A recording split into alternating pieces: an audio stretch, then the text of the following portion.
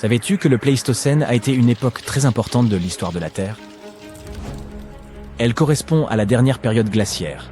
Des glaciers recouvraient alors une grande partie de la planète. Cette période a duré environ 2 et 6 millions d'années et s'est terminée il y a environ 1170 ans. Ce qui est encore plus cool, c'est que les humains modernes ont évolué pendant cette période et se sont répandus sur toute la Terre avant qu'elle ne prenne fin. Des animaux vraiment fascinants ont également vécu pendant le Pléistocène. Les mammouths, les nœuds et les félins à dents de sabre.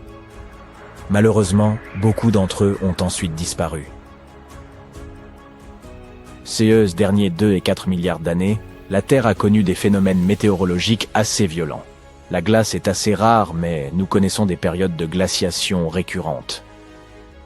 Pendant ces périodes, les températures chutent et de vastes zones de la planète sont recouvertes de glace. Tout commence par un peu de neige, qui s'accumule au fil du temps.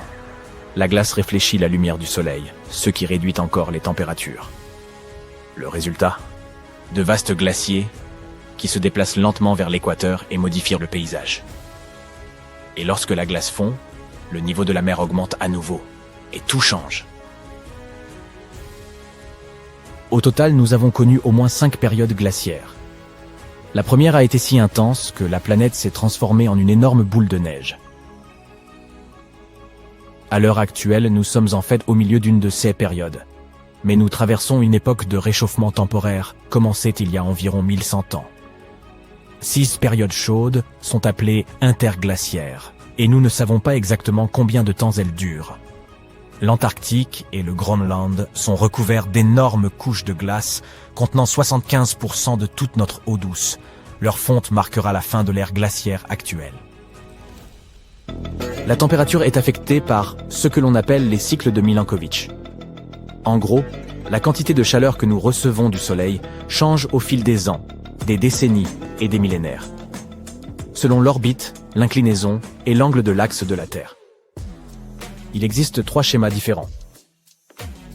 Le premier est l'excentricité et concerne la forme de notre orbite. Le deuxième est l'obliquité et a trait à l'inclinaison de la Terre.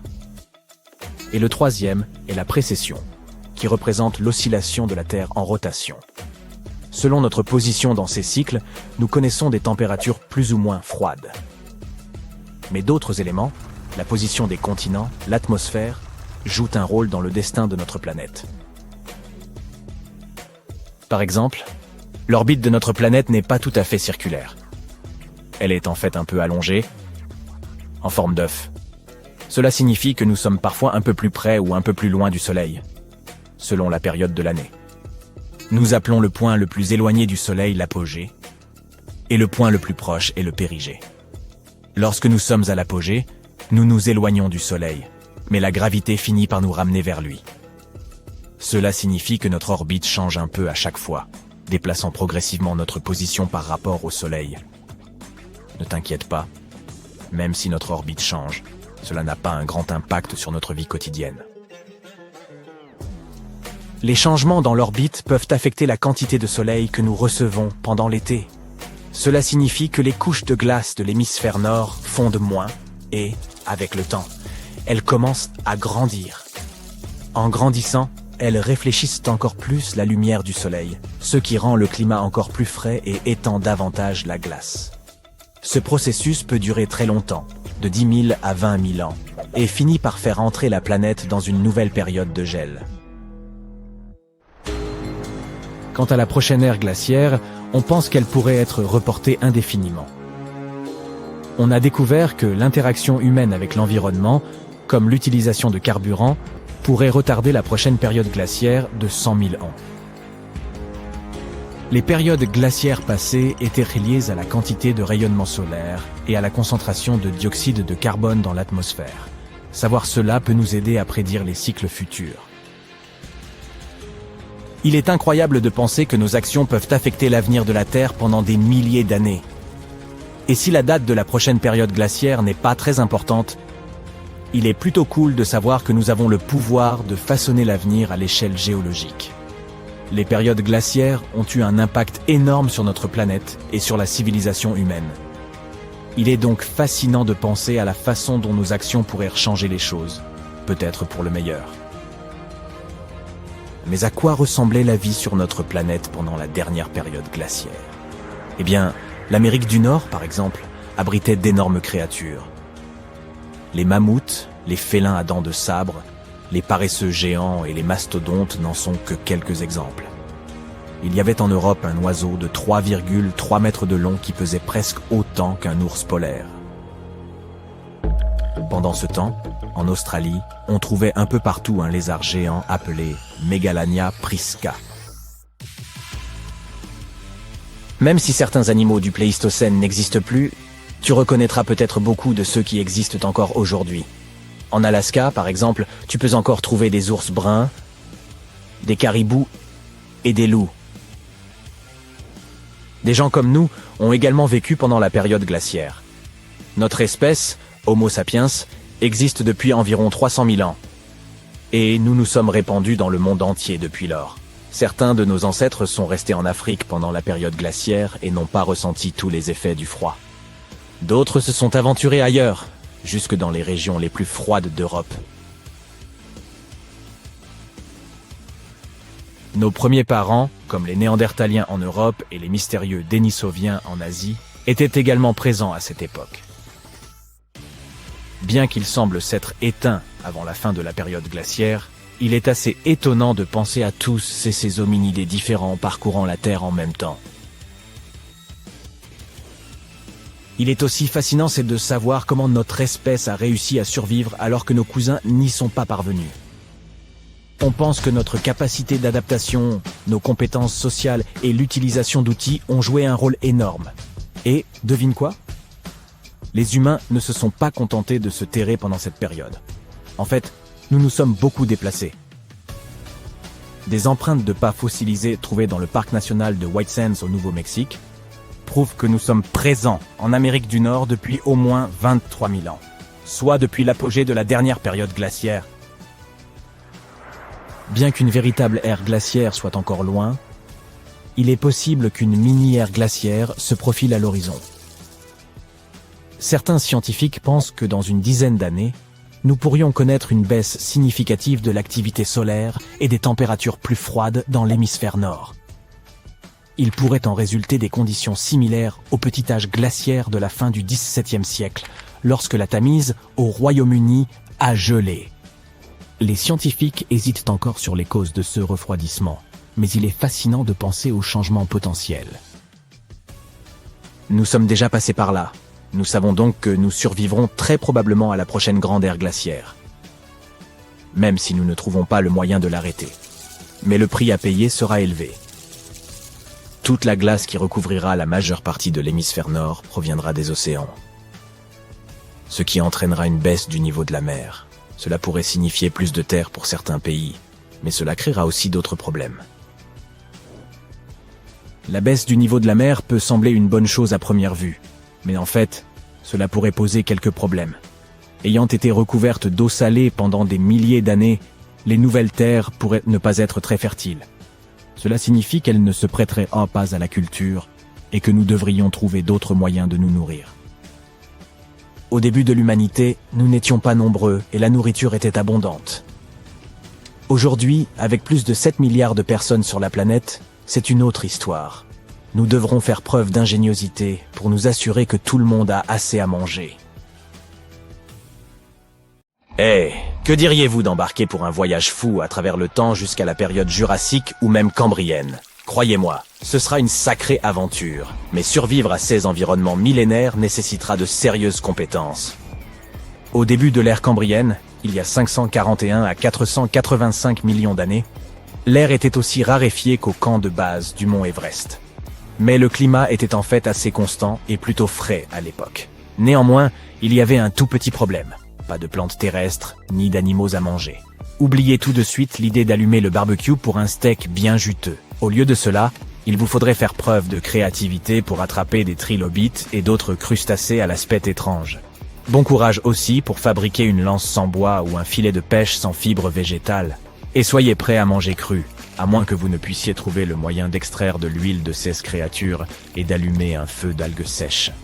Mais attendez, si vous recherchez une existence plus confortable, il vous faudra avancer d'une centaine de millions d'années, jusqu'à la période silurienne. Ici, les choses commencent à devenir un peu plus faciles. L'air est toujours rare, mais il y a un peu plus d'oxygène disponible. De plus, le climat est plus chaud et plus agréable. Les premières plantes terrestres ont enfin fait leur apparition. Et ce n'est pas tout. Les premiers poissons osseux font également leur entrée en scène. Vous pourriez donc effectivement trouver quelque chose de plus appétissant à grignoter. Faites juste attention à ces 1000 pattes préhistoriques et à ces créatures arachnéennes qui partagent la Terre avec vous. Ce ne sont peut-être pas les meilleurs compagnons pour dîner. Oui, tout cela pourrait sembler faisable, mais intéressons-nous davantage à cette folle idée de voyage à travers le temps. Si vous apparaissez magiquement à une époque différente, la première chose dont vous devriez vous soucier est la quantité d'oxygène présent dans l'air. Maintenant, en regardant ce graphique sophistiqué juste ici, il est assez clair que les niveaux d'oxygène étaient extrêmement bas avant il y a environ 850 millions d'années.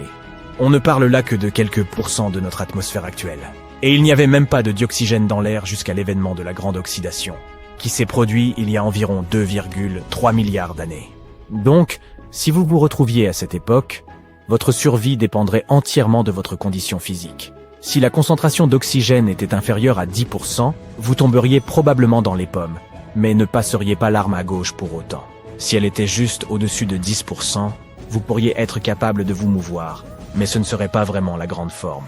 Sur la seule base de l'oxygène disponible, il semble que ne vous puissiez survivre que si vous apparaissez aux alentours d'il y a 750 millions d'années, à quelques millions d'années près. Maintenant, évoquons les aspects sympathiques de la Terre ferme. Les premières plantes terrestres n'apparaîtront qu'environ 450 millions d'années avant notre ère, au cours de la période de l'Ordovicien. Avant cela, il y avait bien quelques algues, apparues dans une fourchette de 5 à 600 millions d'années auparavant. Mais il ne se passait pas grand-chose jusqu'à l'arrivée de ces premières plantes. Les autres formes de vie n'ont commencé à apparaître sur la Terre ferme qu'il y a 3 à 400 millions d'années. Mais il existait déjà une créature, le myriapode, apparu il y a environ 428 millions d'années. Et c'était l'un des premiers habitants de la Terre. Considérez que si vous viviez à cette époque, vous devriez inventer des recettes sophistiquées à base de myriapodes. Ce n'est guère appétissant. Ne vous inquiétez pas si vous vous retrouvez à une époque antérieure à toute cette vie terrestre. Il y a environ 5 à 600 millions d'années, les océans grouillaient déjà de vie. Une myriade de créatures constituait la faune de l'Édiacarien, et elle compte parmi les plus anciens organismes fossiles encore bien conservés. Certaines d'entre elles vivaient vraisemblablement dans les zones peu profondes près du rivage. Vous pourriez donc être en mesure d'en faire votre repas. Mais souvenez-vous, il n'y avait pas encore de plantes terrestres, de sorte qu'il vous faudrait probablement les manger crus et sans pommes de terre à côté. Vous n'auriez qu'une sorte de sashimi préhistorique dans votre assiette. Il y a environ 500 millions d'années, les choses ont commencé à devenir vraiment plus animées dans les océans après un événement connu sous le nom de « explosion cambrienne ». Si vous atterrissiez durant la période cambrienne, vous auriez toutes sortes d'animaux étranges à attraper dans les zones côtières. Vous n'avez qu'à jeter un coup d'œil aux fossiles des schistes de Burgess pour vous en rendre compte. Regardez ces brachiopodes, arthropodes et ces bestioles semblables à des vers. Mais encore une fois, pas de plantes terrestres à ce stade. Donc vos repas seraient principalement constitués d'arthropodes crus et d'algues. D'accord. Intéressons-nous maintenant à ce qui définit une glaciation. C'est lorsque la Terre devient extrêmement froide pendant une période relativement longue, comme des millions et des millions d'années. Cela entraîne la formation de gigantesques glaciers et calottes glaciaires un peu partout, recouvrant de vastes zones de la surface du globe. Croyez-le ou non, notre planète a connu au moins 5 grandes glaciations. La toute première a eu lieu il y a environ 2 milliards d'années et a duré 300 millions d'années à elle seule. La plus récente glaciation a débuté il y a environ 2 600 000 ans et techniquement, nous sommes toujours dans cette période. Ainsi, nous nous trouvons en plein milieu d'une ère glaciaire. Mais nous ne vivons pas actuellement dans un merveilleux monde enneigé. C'est parce que nous sommes actuellement dans une période dite interglaciaire. Au cours de l'ère glaciaire actuelle, les températures montent et descendent. Quand il fait plus chaud, les calottes glaciaires commencent à fondre, créant ce que nous appelons une période interglaciaire. Et quand il fait plus froid, elles se développent à nouveau, ce que nous appelons des glaciations. Nous éprouvons donc actuellement le réchauffement d'une période interglaciaire, qui a débuté il y a environ 11 000 ans, au cours de la dernière glaciation. Lorsque les gens parlent de l'âge de glace, ils font généralement référence à la dernière glaciation, qui a commencé il y a environ 115 000 ans, et s'est achevée il y a à peu près 11 000 ans, lorsque notre actuelle période interglaciaire a commencé. Au cours de cette période glaciaire, les choses étaient bien plus froides qu'elles ne le sont maintenant. À son apogée, lorsque des calottes glaciaires recouvrirent la majeure partie de l'Amérique du Nord, la température moyenne du globe était d'environ 8 degrés. C'est 7 degrés de moins que la température moyenne mondiale d'aujourd'hui. Cette différence de température peut ne pas sembler importante, mais elle a suffi à recouvrir de glace la majeure partie de l'Amérique du Nord et de l'Eurasie. La Terre était également beaucoup plus sèche, et le niveau de la mer était bien plus bas, car la plupart de l'eau était piégée dans ces calottes glaciaires. Le paysage de l'époque est fait de vastes steppes et de plaines d'herbes sèches s'étendant à perte de vue. Et n'oublions pas les savanes, les plaines herbeuses les plus chaudes, et les déserts qui faisaient également partie de ce décor gelé. Pendant cette ère glaciaire, certaines créatures familières arpentaient déjà le monde, comme les ours bruns, caribous et autres loups. Mais on comptait également d'autres créatures fantastiques qui ont malheureusement disparu lorsque l'ère glaciaire a pris fin. Nous parlons là des mammouths, des mastodontes, des tigres à dents de sabre et des paresseux géants. Il existe un tas de théories, qui circulent sur la raison pour laquelle cette magnifique créature aurait-il fumé, mais c'est disparu. Une idée voudrait dire que nous, les humains, les ayons chassés jusqu'à l'extinction lorsque nous avons croisé le chemin de cette mégafaune. Notre espèce, l'Homo sapiens, a en réalité survécu à l'âge de glace. Nous sommes présents sur cette planète depuis environ 300 000 ans à présent, en commençant par l'Afrique, puis en répandant notre savoir-faire partout dans le monde. Certains de nos ancêtres sont restés en Afrique et n'ont pas connu les pleins effets du froid glaciaire. D'autres se sont aventurés dans différentes parties du monde, bravant même le froid mordant des montagnes glacées d'Europe. Mais nous n'étions pas seuls. Au début de l'âge de glace, existaient d'autres hominidés, nos proches parents, dispersés à travers l'Eurasie. Les Néandertaliens habitaient essentiellement l'Europe et les mystérieux Denisoviens étaient regroupés en Asie. Malheureusement, ces deux groupes semblent avoir disparu avant la fin de l'ère glaciaire. Aujourd'hui, il existe d'innombrables théories sur la manière dont notre espèce a réussi à survivre à l'âge de glace, tandis que nos cousins hominidés n'y sont pas parvenus. Certains pensent que c'est parce que nous étions les plus polyvalents et avons su tirer parti de nos aptitudes sociales, de notre communication et de nos outils. Et tenez-vous bien, les humains ne se sont pas simplement terrés pendant l'âge de glace. Non, nous avons exploré de nouveaux continents et nous nous y sommes installés. Pendant très longtemps, on a cru que l'homme n'avait pas mis les pieds en Amérique du Nord avant que les calottes glaciaires. Il y a de la glace partout, aussi loin que porte le regard. Un désert blanc recouvre l'entrée de ta grotte, celle où tu vis avec le reste de ta tribu. Tout le monde est réuni autour d'un foyer pour essayer de se réchauffer, se racontant des histoires sur la tempête de neige de l'autre jour. Certains courent partout en jouant, en lançant des bâtons, tout ce que les gens faisaient pour s'amuser il y a 300 000 ans. Tu es l'un des premiers Homo sapiens à avoir marché sur la Terre. D'autres dorment ou se reposent simplement les yeux. Tout autour de la grotte, tu n'entends que des estomacs qui grondent. On dirait un animal sauvage qui rôde. Tu regardes par la bouche de la grotte et tu vois que la tempête s'est calmée. Il est temps de prendre des outils et de sortir en groupe.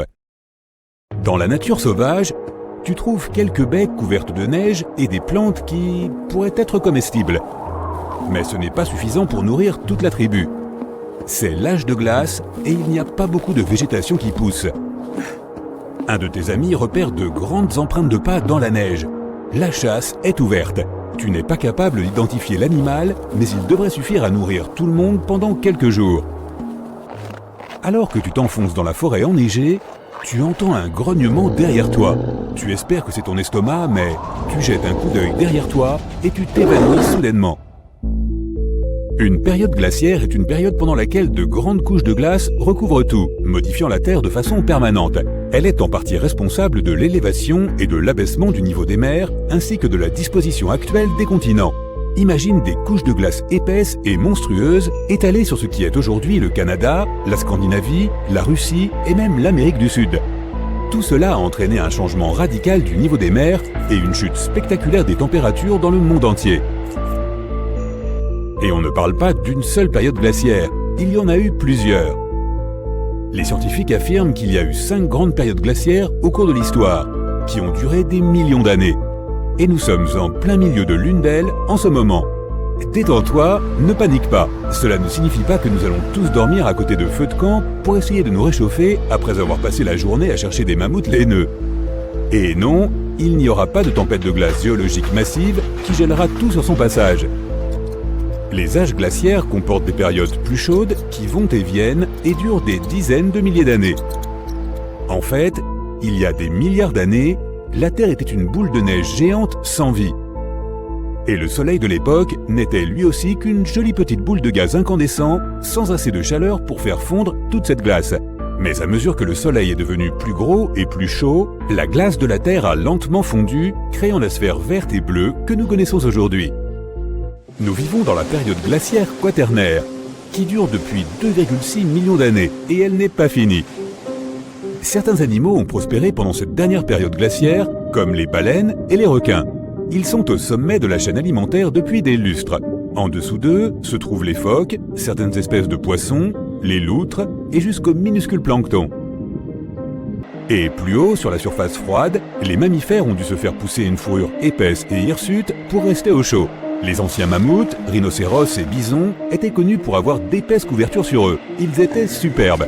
Ils étaient herbivores et mangeaient de petits arbustes et l'herbe qu'ils pouvaient trouver. Mais il y a plusieurs milliers d'années, les températures ont commencé à augmenter et la plupart de ces animaux se sont éteints. Ceux qui sont restés ont évolué pour devenir les éléphants, les hippopotames et les rhinocéros actuels. Tu te réveilles de ta torpeur et tu te retrouves face à une créature qui ressemble un peu à un lynx des temps modernes. Sauf qu'elle est beaucoup plus grosse et plus poilue. C'est un smilodon, une version épique du tigre à dents de sabre, avec un regard méchant. Il fait à peu près la même taille qu'un lion mâle et possède 2 crocs avant qui font réfléchir à 2 fois avant de quitter la sécurité de la grotte. Ils ont l'air effrayants, mais les scientifiques pensent que leur morsure n'était pas aussi puissante que celle des tigres ou des lions actuels. Ce qui les rendait coriaces, c'était leurs pattes avant géantes qu'ils utilisaient pour terrasser quiconque les cherchait. En meute, ils étaient même capables d'abattre des mammouths. Quoi qu'il en soit, tu n'as pas envie de te réveiller à côté de ce chaton. Il te regarde fixement, prêt à bondir. Mais toi et tes amis, restez calmes et reculez lentement. Tu as l'idée géniale de lancer une pierre pour le distraire, puis de courir. De nos jours, il est presque impossible pour un humain d'échapper à un lion ou à un tigre, mais les humains de l'époque étaient beaucoup plus en forme. Une fois le danger passé, tout le monde continue à chercher de la nourriture. La nuit tombe et tu n'as rien trouvé à rapporter à la grotte.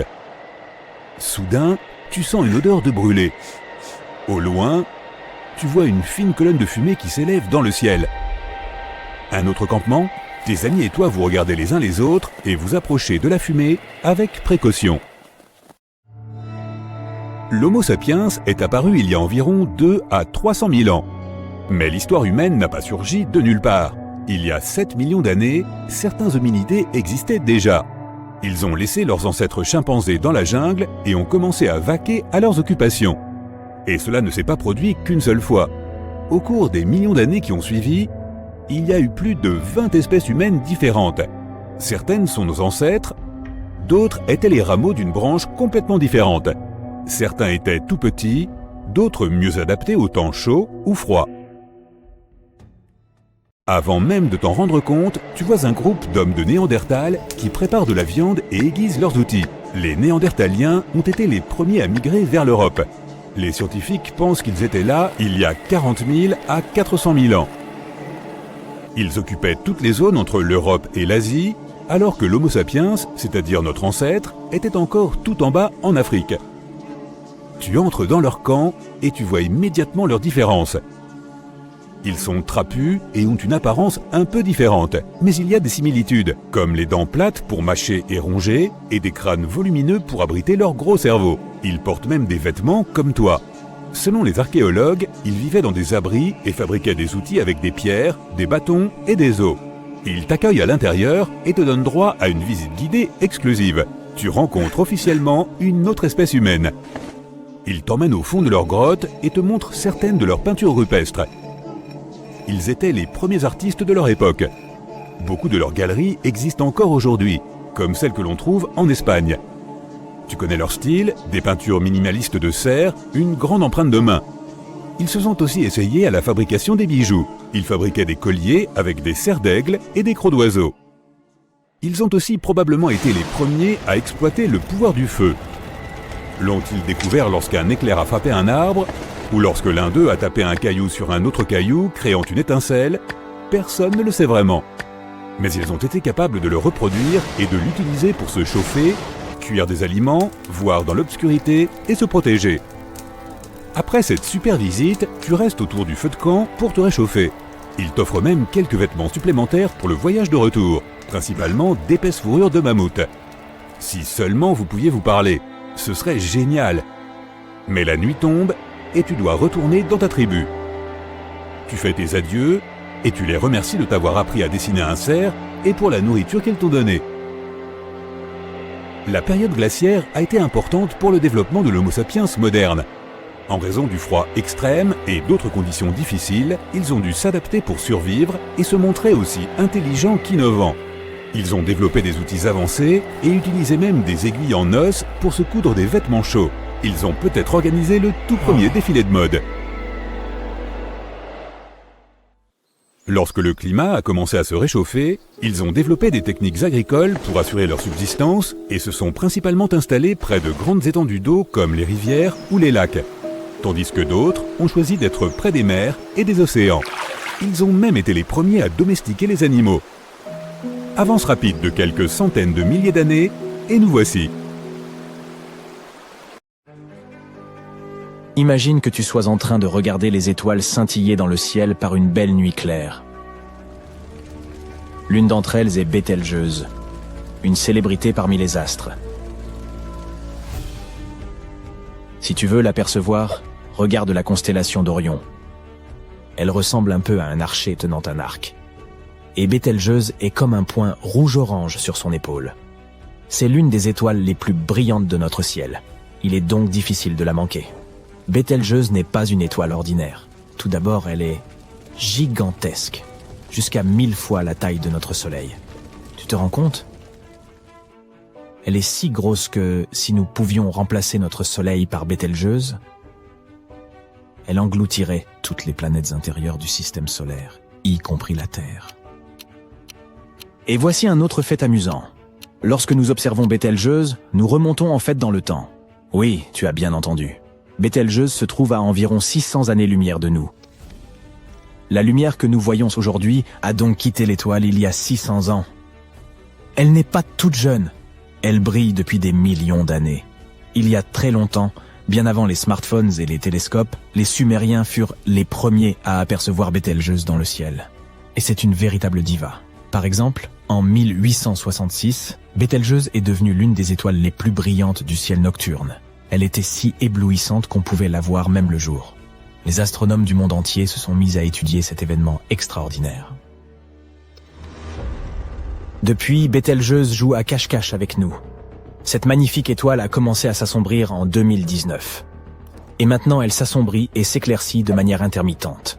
Mais ces changements de luminosité nous renseignent sur quelque chose d'important. Comme nous l'avons mentionné, Bételgeuse a quelque chose d'endiablé. Elle a toujours vécu une vie rapide et mouvementée. Du coup, elle brûle son combustible à un rythme incroyable. Ce changement de luminosité sont des indices que Bételgeuse approche de la fin de son cycle de vie.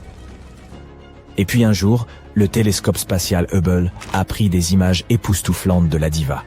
On aurait dit qu'elle était sur le point d'exploser. Tout cela a amené les scientifiques à se dire qu'elle allait prendre sa retraite sous peu, et de manière spectaculaire. Ce sera bientôt une supernova. Imagine donc une étoile qui fait la fête, alimentée par la fusion de 16 atomes d'hydrogène.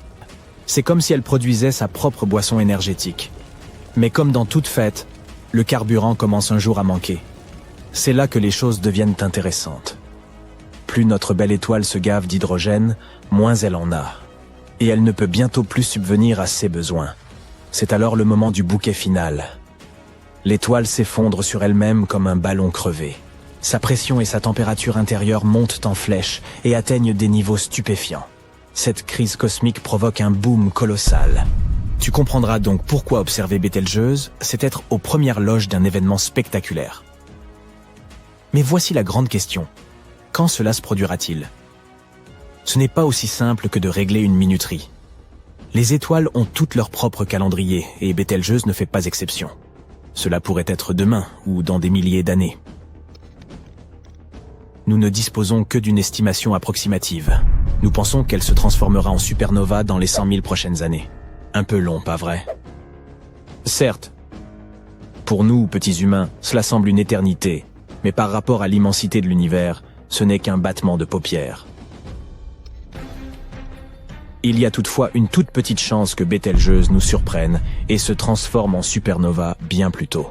Compte tenu de ces baisses de luminosité, nous pourrions assister à ce beau spectacle d'ici quelques centaines d'années. Nous n'avons plus qu'à attendre. Et si Bételgeuse explose, que se passera-t-il? Prépare-toi à un spectacle sans précédent. Lorsqu'une étoile s'effondre sous son propre poids, elle déclenche un feu d'artifice cosmique aux proportions inouïes. Elle libère une quantité folle d'énergie sous forme de lumière et de chaleur. La supernova de Bételgeuse sera très particulière. Ce sera un peu la superstar des supernovas. Elle brillera tellement qu'elle pourra même éclipser les autres étoiles. Imagine, Bételgeuse volant la vedette à tout le monde. Le spectacle sera si lumineux que tu n'auras pas besoin de télescope pour y assister. Non, tu pourras la voir à l'œil nu. Il se pourrait même qu'elle soit visible pendant la journée, donnant l'impression qu'une rave immense est en train de secouer la Voie lactée. Ensuite, la supernova nous divertira pendant des semaines. Ce sera comme si nous avions une deuxième lune dans le ciel, et elle brillera autant que l'original. Imagine ça, 2 lunes dansant ensemble. Après avoir illuminé le ciel nocturne pendant plusieurs semaines, la supernova de Bételgeuse s'éteindra lentement. Mais elle laissera derrière elle un souvenir, un vestige éthéré, qui s'estompera peu à peu. Nous pourrons observer ce vestige durant les quelques mois suivants. Mais il ne s'agira pas seulement d'un spectacle lumineux.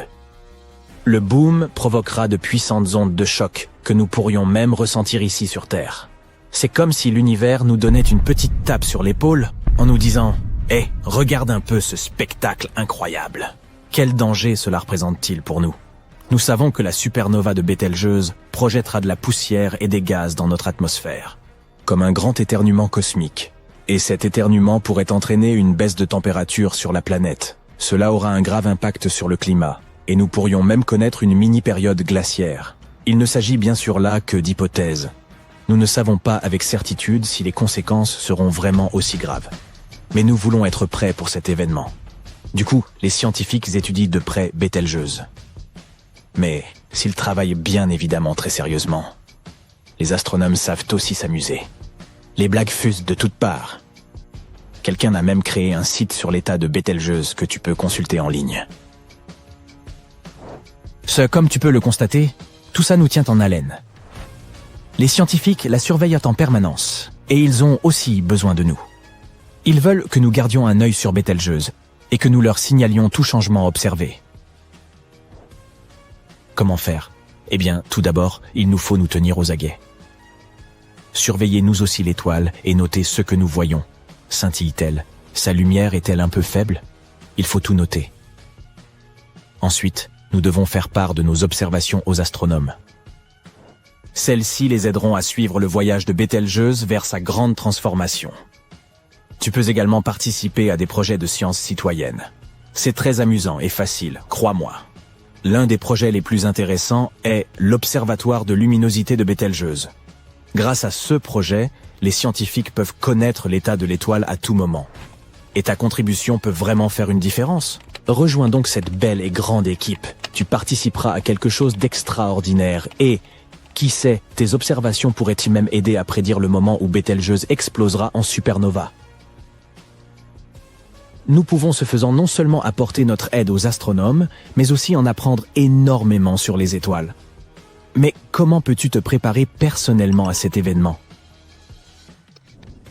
Tout d'abord, tu auras besoin d'un équipement adéquat pour observer la supernova. Un bon télescope est comme un billet d'entrée pour cette grande fête cosmique. Il te permettra d'assister à la performance de Bételgeuse. N'oublie pas que tu auras besoin de lunettes spéciales pour protéger tes yeux de l'intense explosion. La sécurité avant tout.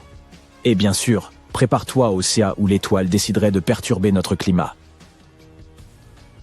fait des réserves de vêtements et de produits de première nécessité, au cas où nous serions confrontés à une petite période glaciaire. J'espère que ça n'arrivera pas.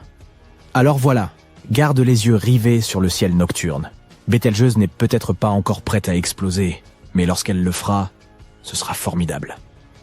D'ici là, profite bien des étoiles, et n'oublie pas qu'il se passe toujours quelque chose d'extraordinaire dans notre vaste univers.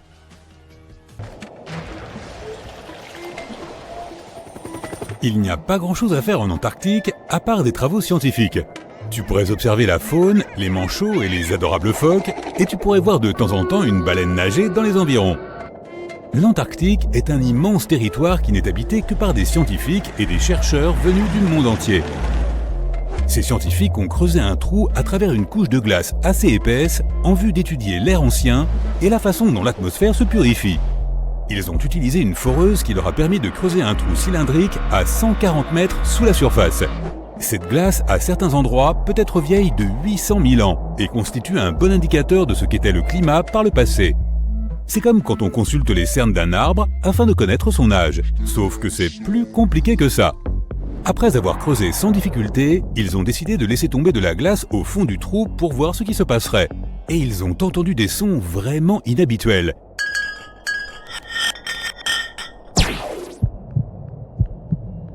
Ils avaient l'impression d'être dans un vaisseau traversant un espace semé d'obstacles, avec de nombreux rochers se fracassant les uns contre les autres. Les sons changeaient à mesure que tombait rapidement le bloc de glace, passant de l'aigu à un son plus grave qui ressemblait à un battement de cœur. Cela a grandement déconcerté nos scientifiques, qui ont jeté un autre morceau de glace dans le trou et ont découvert que le même type de son se produisait, mais avec quelques variations.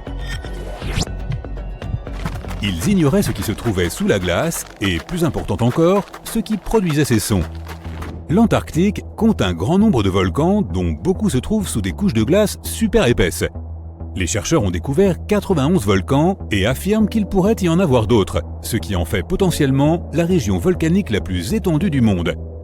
Alors qu'ils effectuaient des travaux de recherche ordinaires, ils sont tombés sur tout un tas de formations souterraines coniques, ne laissant pas place au doute. Certaines de ces formations étaient enfouies jusqu'à 3 km sous la glace. Certains pics faisaient plus de 914 mètres de haut et des dizaines de kilomètres de large.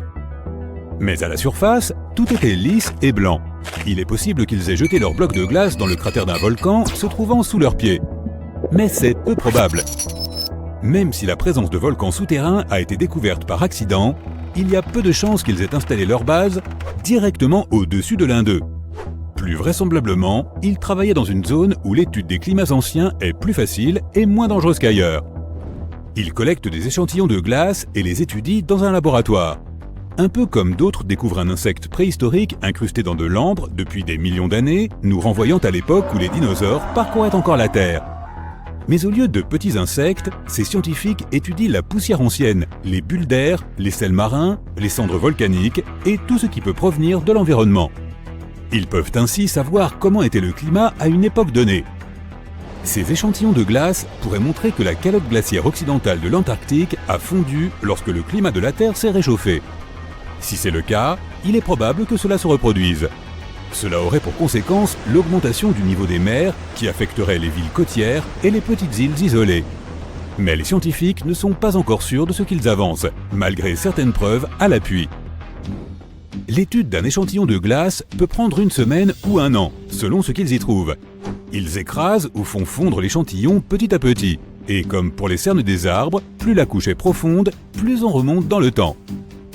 Pour étudier les anciennes bulles piégées dans la glace, les chercheurs doivent broyer les échantillons sous une hotte à vide et les en extraire, puis les stocker dans des flacons. Il existe divers instruments et appareils pour l'étude des échantillons de glace, mais comme ils sont très fragiles, toutes les analyses doivent être effectuées dans une salle stérile afin que le matériel ne soit pas contaminé. Les scientifiques doivent porter des combinaisons et des gants et l'air doit être constamment renouvelé. Même quelque chose d'aussi minuscule et insignifiant qu'une empreinte digitale peut anéantir un échantillon. Ils recherchent certains motifs qui leur laisseront entrevoir les changements dans la composition et la température de l'atmosphère. Mais faire tomber un bloc de glace dans un trou n'est pas si grave. S'il émet un son particulier, c'est pour la même raison que le son du klaxon d'une voiture en mouvement est différent de celui d'une voiture à l'arrêt. Le terme scientifique pour cela est l'effet Doppler. Il s'agit du changement de fréquence d'une onde observé quand la distance entre la source et le récepteur varie. Cela ne signifie pas que la fréquence du son change vraiment, elle ne fait que se décaler. Il se passe la même chose avec d'autres types d'ondes, comme celle de l'eau ou de la lumière. Mais pour l'observation de l'effet Doppler, les ondes sonores sont ce qu'il y a de mieux. Donc, quand les scientifiques ont laissé tomber leur bloc de glace au fond du trou, les ondes sonores sont remontées et se sont répercutées sur la paroi du cylindre qu'ils avaient creusé. Voilà pourquoi ils ont entendu un son aussi étrange. N'oublions pas que ce bloc de glace avait voyagé à 140 mètres sous la surface. Les navires pétroliers creusent dans la croûte océanique des trous de plusieurs milliers de mètres. Le forage profond de Kola, en Russie, est le trou le plus profond jamais réalisé par l'homme. Il s'enfonce à plus de 12 200 mètres sous la surface, et il a fallu presque 20 ans pour atteindre ces 12 km. Juste au-dessous, on n'est qu'à mi-chemin du manteau terrestre. Par rapport à la taille de la planète, ce trou très profond ne fait littéralement que gratter la surface. Il n'était pas fait pour l'extraction de pétrole et il ne se trouve pas dans l'océan. Le forage a été arrêté en 1992 lorsque les ingénieurs ont découvert que les températures étaient de 37 degrés supérieures à ce qu'ils avaient prévu. Ils l'ont donc abandonné et il ne sert à présent plus à rien. Mais c'est le trou le plus proche du centre de la planète que nous ayons jamais creusé. Et le plus effrayant, c'est que certains des ouvriers entendaient des voix venant de l'intérieur. À Beyrouth, au Yémen, il y a un trou ancien au milieu du désert. Il est en fait plus proche d'Oman que de la capitale Sanaa. Ce trou plonge les habitants comme les experts dans une grande perplexité. Contrairement aux trous de Russie et d'Antarctique, celui-ci n'a pas été créé par l'homme. Ou peut-être que si. Il existe depuis de nombreuses années et les habitants s'efforcent de l'éviter. Ils n'aiment même pas en parler, car ils affirment qu'il porte malheur à ceux qui s'en approchent ou à quiconque prononce son nom. Ils prétendent qu'il s'agit d'une prison pour esprit, mais nombreux sont ceux qui rejettent cette thèse. Ce trou fait 30 mètres de large et entre 100 et 200 mètres de profondeur. Et il s'en échappe aussi des sons très étranges. Mais d'après les scientifiques, ce puits n'est pas ventilé et il n'y a donc presque pas d'oxygène au fond. Ainsi, il est peu probable que quelqu'un ou quelque chose vive à l'intérieur. Des grondements profonds ont été enregistrés dans le Challenger Deep de la fosse des Mariannes en mars 2016. Certains de ces bruits ont même été suivis de ce qui ressemblait à des cris perçants. Les chercheurs ont enregistré ces sons en l'espace de quelques semaines à l'aide d'un microphone encastré dans du titane afin que l'immense pression ne le réduise pas en miettes. Et ils l'ont fait descendre extrêmement lentement, car la pression est 1000 fois supérieure à cet endroit qu'au niveau de la mer. Pendant 23 jours, le microphone a enregistré le son des baleines et celui des bateaux, et même le grondement des tremblements de terre. Mais ils n'ont pas pu déterminer ce qui avait causé ces premiers sons. Ils ne savaient pas si ces bruits avaient une source naturelle ou s'ils étaient produits par les humains. Ils voulaient aussi savoir si ces sons affectaient la vie marine, comme les dauphins et les baleines qui dépendent de l'écholocation. Mais ils n'ont pas trouvé de réponse. Les scientifiques estiment que l'océan est environ 10 fois plus bruyant qu'il y a 50 ans. Avec le développement des technologies de navigation, les sous-marins et les constructions sous-marines, l'océan est de plus en plus bruyant avec le temps. Les aurores boréales s'accompagnent elles aussi de sons dont personne ne parle. On les entend généralement au moment où l'intensité des aurores est au plus haut. Les scientifiques ignorent d'où viennent ces claquements et crépitements lointains, mais à l'aide de microphones spéciaux, ils ont pu localiser ces sons à une hauteur de 70 mètres au-dessus du sol, ce qui est plutôt bas. Ils sont en vérité causés par des charges électriques très puissantes dans certaines zones du ciel. Les orages magnétiques, qui sont à l'origine des aurores, viennent perturber l'électricité atmosphérique. En conséquence, de minuscules étincelles éclatent dans le ciel, ce qui provoque des claquements et ce faible crépitement. Alerte, alerte, abandonne toutes tes affaires derrière toi et mets-toi immédiatement à l'abri. Tout le sud de la planète vient d'entrer en éruption. Ceci n'est pas un exercice. Il y a des gens qui courent partout en criant, des voitures qui se cognent les unes contre les autres. Toute la nation est en panique. Tu es sur la côte sud de l'Australie, mais le ciel est noir et s'étend à perte de vue. Un ami en Inde du Sud t'appelle et te dit la même chose. Il pleut des cendres noires. Tu entends des grondements au loin et ce n'est même pas ton estomac qui en est le responsable. Tout le monde se met à courir vers l'intérieur des terres. Les nuages noirs engloutissent tout sur leur passage. Les voitures, les arbres, les bâtiments. Tu ne peux rien voir derrière toi. tout le monde est paniqué et perdu. Un tsunami déferle sur les côtes et recouvre tout sur son passage. Ceci est la grande éruption de l'Antarctique. L'Antarctique est ce grand continent désertique couvert de glace. En fait, c'est techniquement le plus grand désert du monde. Il est aussi parsemé d'un grand nombre de volcans qui se trouvent un peu partout. Les scientifiques ont découvert qu'il y a 138 volcans en Antarctique, dont 91 sont cachés sous la surface glacée et 47 au-dessus. Et il pourrait même y en avoir d'autres, mais la plupart de ces volcans sont endormis. On lui donne cette appellation s'il est en effet dormant depuis 50 000 ans. La dernière éruption volcanique a été celle du mont Erebus, dans la partie occidentale du continent. C'est le volcan le plus actif de la partie sud du monde et il se trouve à environ 3800 mètres au-dessus du niveau de la mer. C'est aussi haut que 5 Burj Khalifa empilés les uns sur les autres. Il y a tout un tas de volcans dans ce genre qui s'étendent sur tout le continent. Dans la région où il y en a le plus, les volcans s'étendent sur une distance équivalente à celle entre le Canada et le Mexique. Et ce n'est même pas la totalité. Les scientifiques ont prévenu que si l'un de ces volcans intérieurs contenant de la glace entrait en éruption, il ferait fondre la partie occidentale de l'Antarctique et déverserait une immense quantité de glace dans l'océan. Cela ferait monter le niveau de la mer et inonderait de nombreuses terres en danger qui sont déjà menacées. Sans parler des plaques tectoniques qui se déplacent sous la surface et permettent à une partie du magma de se frayer un chemin jusqu'à la surface. C'est déjà assez effrayant de penser à ce qui se passerait si un énorme volcan entrait en éruption, n'est-ce pas?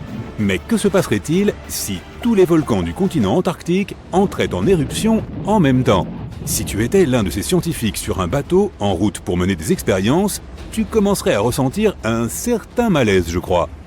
Tu remarquerais que l'eau semble aux prises avec un peu plus de courant que d'habitude.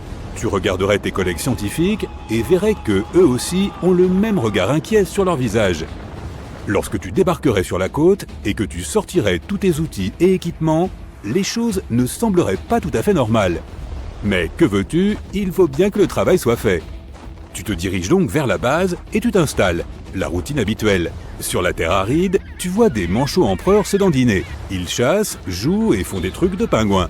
Mais en regardant autour de toi, tu vois que les pingouins se dirigent tout à coup vers l'océan. Et beaucoup d'oiseaux sauvages de l'Antarctique se mettent aussi à voler vers l'horizon. Bizarre. Puis, le sol commence à trembler et derrière toi apparaît une colonne de fumée qui monte dans le ciel. Les cendres d'un volcan peuvent être très nocives pour toute personne souffrant de problèmes pulmonaires et même pour les personnes en bonne santé. Les gaz qui les accompagnent sont généralement évacués rapidement, mais ils sont également nocifs pour l'homme et provoquent des irritations aux yeux et à la gorge. Donc si tu te trouves près de lui, tu auras peut-être besoin d'un masque à gaz. Ou mieux encore, de t'enfuir. Les gaz et les cendres sont la partie la plus dangereuse d'une éruption volcanique. Même si l'explosion et l'expulsion de lave peuvent sembler effrayants, la fumée dans le ciel peut se répandre au loin et même arrêter les avions qui volent autour. Tu te tournes vers tes collègues scientifiques et ils te signalent qu'il est en effet temps de partir. Fais comme les pingouins et pars à la nage. Mais non, car les eaux sont extrêmement agitées et le grondement devient de plus en plus fort. Soudain, tu vois encore plus de fumée qui monte vers le ciel, mais à différents endroits. Il faut retourner au bateau. C'est triste à dire, mais il faut laisser tout cet équipement pour survivre. Transporter tout ce matériel t'aurait ralenti, mais tu es en sécurité pour l'instant. En regardant derrière toi, tu vois un écran de fumée sombre qui oblitère tous les coins du continent. Les volcans ont différents types d'éruptions. Il n'y a pas juste la version lave éjectée vers le ciel. Elles peuvent être très violentes ou toutes calmes. Certains crachent de la lave et d'autres non. Tout cela dépend de l'environnement et du nombre de gaz qu'il contient. Ou s'il y a de l'eau souterraine, et même de la chimie du magma. Il y a donc de fortes chances que tu vois tous les types d'explosions autour de toi. Certes, tu es sur le continent antarctique, mais il est aussi entouré de lagons et de calottes glaciaires géantes partout. Tu fais de ton mieux pour manœuvrer autour d'elles, mais les cendres tombent tout autour. Le ciel est sombre, car la fumée bloque le soleil. Les cendres volcaniques possèdent différentes tailles et peuvent causer toutes sortes de dégâts. D'une simple irritation des poumons et des yeux à l'étouffement de la végétation et des champs. Et c'est justement cela le problème. Le plus souvent, ces cendres volcaniques sont extrêmement épaisses. Elles peuvent même faire s'effondrer la toiture de certains bâtiments s'il y a trop de cendres accumulées. Sans parler du blocage des routes et de la mise en danger de la vie aquatique. Et cet éclair dans le ciel n'est malheureusement pas le fruit de ton imagination. Les nuages de cendres dans le ciel sont tellement puissants qu'ils créent des champs électriques qui peuvent provoquer des orages. Et ces vilains phénomènes peuvent interférer avec les signaux radio et même déclencher des incendies. De plus, ces nuages sont extrêmement chauds, comme si toute cette coulée de lave n'était pas suffisante pour déclencher des incendies. Eh bien, merci, hein. Mais il y a aussi les volcans explosifs. Et avec les cendres, il y a carrément des rochers qui volent. Ces débris surchauffés tombent du ciel comme des météorites et peuvent être très dangereux. Tu vois sous tes yeux les rochers frapper les calottes glaciaires et l'eau qui vous entoure. Lorsque tu atteins une zone un peu plus sûre, tu vois les volcans joliment alignés derrière toi, crachant tout ce feu épais et gluant. Mais la mer n'est pas vraiment paisible non plus. Les volcans situés près des océans et des mers peuvent même provoquer des tsunamis. Super! Les tremblements de terre sous-marins secouent le fond des océans et produisent de grandes et puissantes vagues. Évidemment, si tu penses à aller surfer dessus, eh bien, oublie. S'il y a des volcans qui crachent de la lave rouge et chaude, pourquoi toute la glace de l'Antarctique n'a-t-elle pas déjà fondu avant? La réponse se trouve sous la surface de la Terre. Les plaques tectoniques se déplacent à peine en dessous.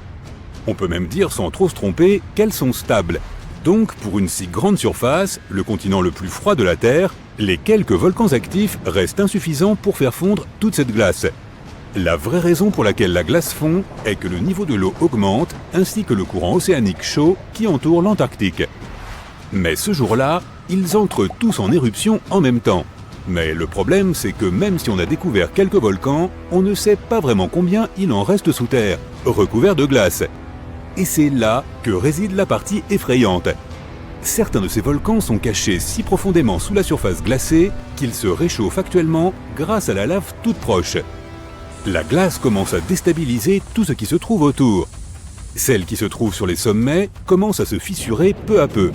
À terme, c'est comme une canette de soda géante qui éclate. La lave jaillit des profondeurs sous la neige, provoquant d'énormes fissures dans le sol. Et puis le magma trouve lui aussi son chemin pour participer à la fête. Cet invité pas franchement apprécié va commencer à faire fondre les environs, ce qui déstabilisera encore plus le sol. Lentement mais sûrement, la glace autour de l'Antarctique va fondre. Et si toute la glace fondait, le niveau de la mer s'élèverait d'environ 70 mètres. Cela signifie que les villes côtières seraient submergées sous l'eau. Les courants océaniques seraient inversés et les ouragans et les typhons ne pourraient plus faire de pause. La vie sous-marine serait en danger et de nombreuses petites îles disparaîtraient complètement. Et sans parler de la fumée dans l'air qui se baladerait autour du monde et empêcherait de nombreux vols d'avions dans la région du Sud. Et si les vents étaient assez forts, du monde entier... Ce sous-marin élégant et ultramoderne, baptisé RAN, fut envoyé pour explorer les profondeurs de l'Antarctique. Cependant, peu après ses premières découvertes, il disparut mystérieusement. Alors, que s'est-il réellement produit ? Tout a débuté lorsque les scientifiques désirèrent explorer l'un des lieux les plus reculés et énigmatiques de notre planète, la barrière de Dodson, située en Antarctique occidentale.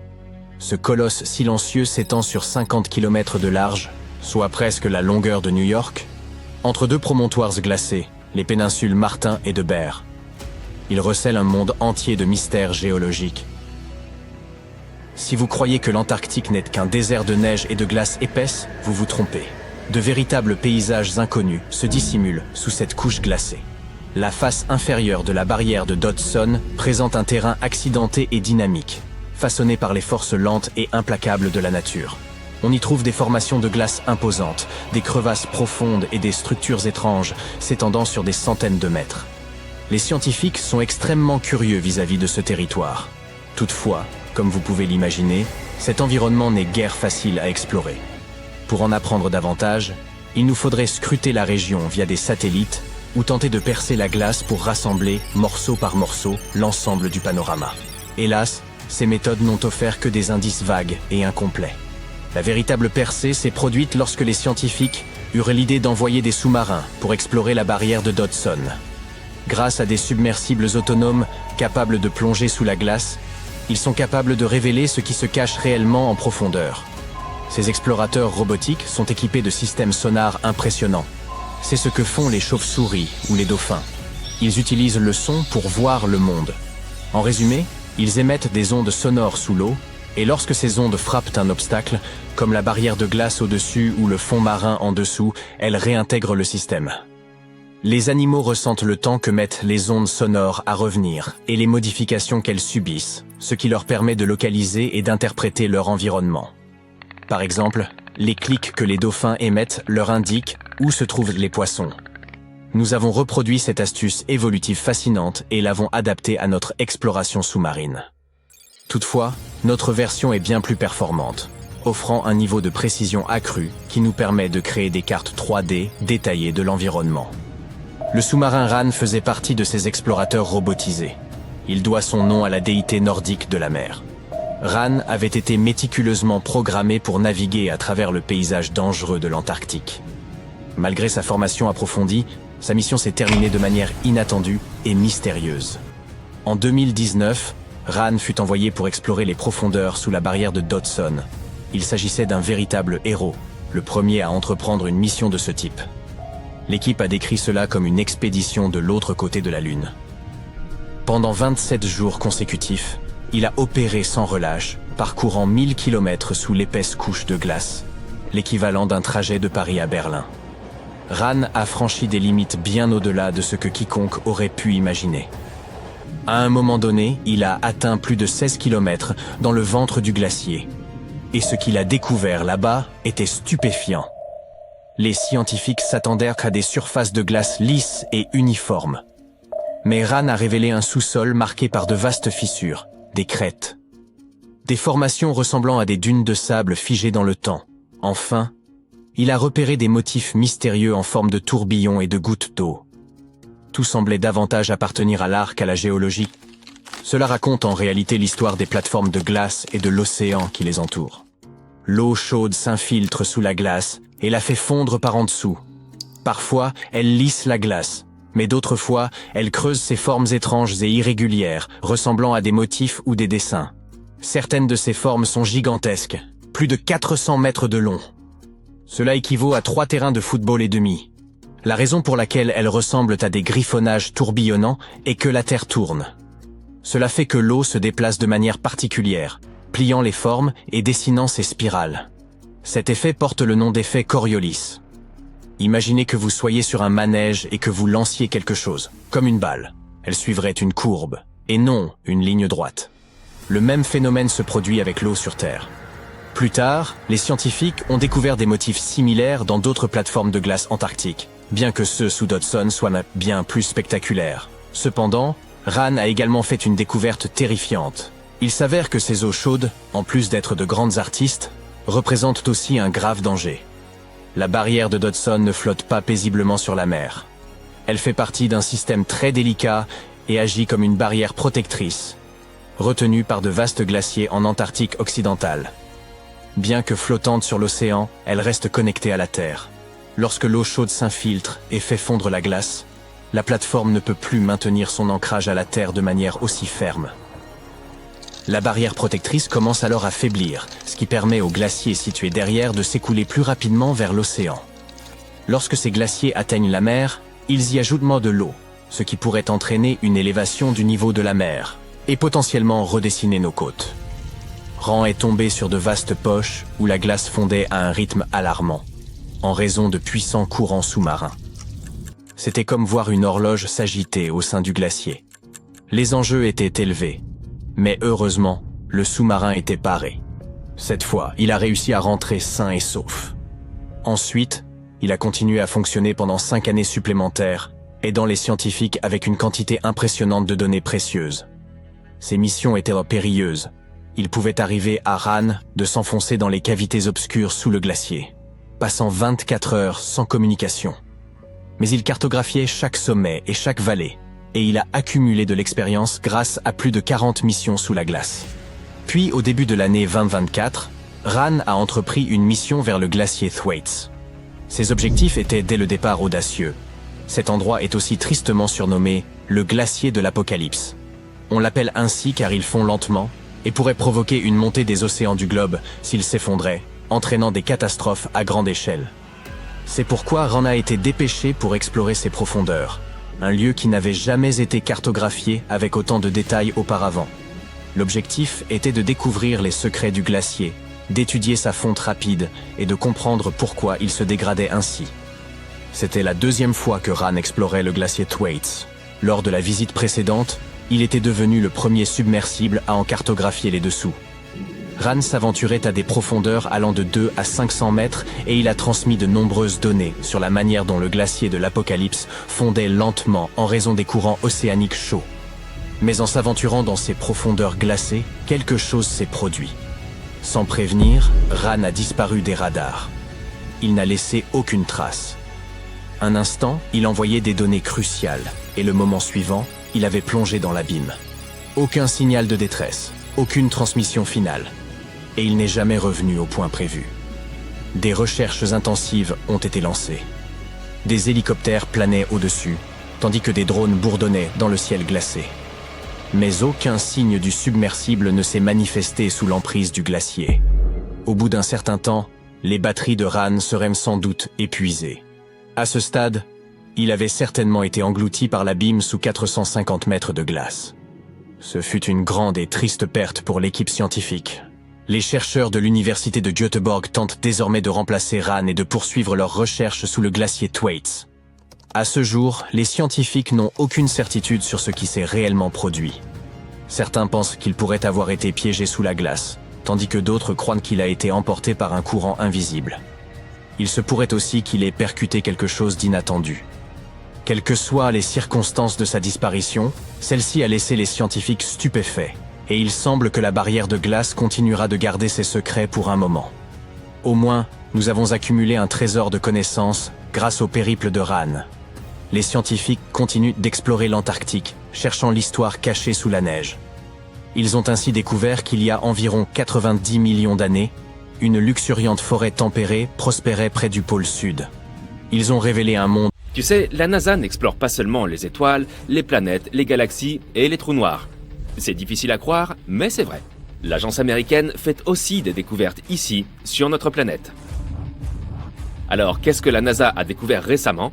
Y a-t-il de la vie sous la glace? Après avoir analysé des données, ils ont révélé que quelque chose d'incroyable se cachait sous la glace de l'Antarctique. Et cette découverte ne change pas seulement tout ce que nous savions sur l'ensemble du système hydrique de la Terre, mais elle pourrait aussi aider dans nos recherches sur la vie dans l'espace. L'existence de l'humanité pourrait dépendre de notre compréhension de l'Antarctique et de ses secrets.